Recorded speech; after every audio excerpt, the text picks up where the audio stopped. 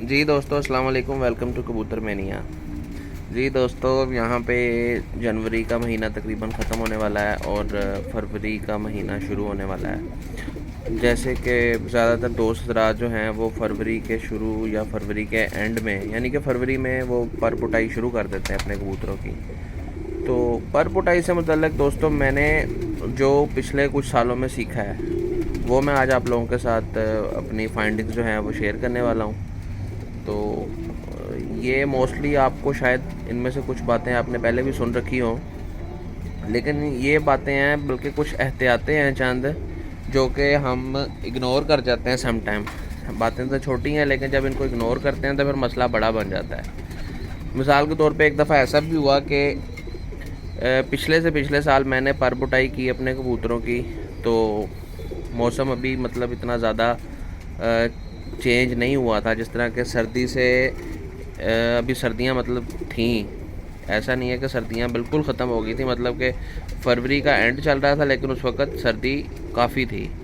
तो मैंने पर पुटाई में एक गलती ये की कि मैंने कबूतरों के पर और उनकी दुम सारी दोनों मतलब एक साथ ही खींच दी। तो उसका नतीजा ये निकला कि सर्दी भी कुछ ज़्यादा थी और कबूतरों को, चूँकि आपको पता है कि नए पर लाने के लिए काफ़ी ज़्यादा ब्लड वगैरह की ज़रूरत होती है, कबूतर अच्छी जान में होना चाहिए। तो मेरे से जो गलती हुई वो ये हुई कि दोनों चीज़ें एक साथ खींचने की वजह से कबूतर मेरे कमज़ोरी में आ गए।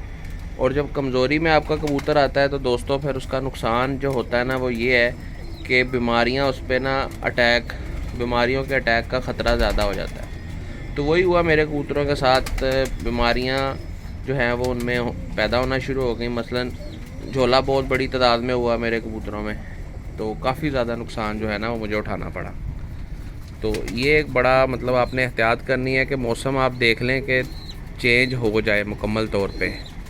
मतलब ऐसा ना हो कि सर्दियाँ ज़्यादा ही हों तो आप कबूतर खींचते हैं, या आप इस तरह कह लें कि कबूतर अगर आपने खींचने भी है ना तो ये आप इस बात का ख्याल रखना है कि पर और दुम आपने एक साथ नहीं खींचने हैं।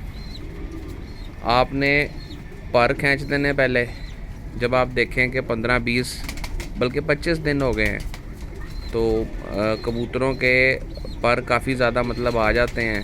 जो ज़्यादा मतलब ब्लड का जो रिक्वायरमेंट होती है वो पूरी हो जाती है। तो वो आपने फिर उसके बाद आपने 25 दिन हो गए पर खींचे को, उसके बाद आपने इनकी दुम भी खींच देनी है।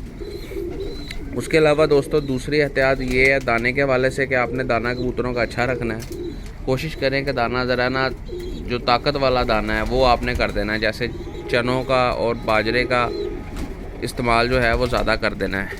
और अक्सर उस्ताद ज़रा से ये भी सुना है कि जो आप डालते हैं इनमें तोरिए के बीज वो भी आपने शामिल कर देना है, क्योंकि उससे परों में जो मुलायमियत है वो भी आ जाती है। तो मतलब दाना आपने अच्छा करना है।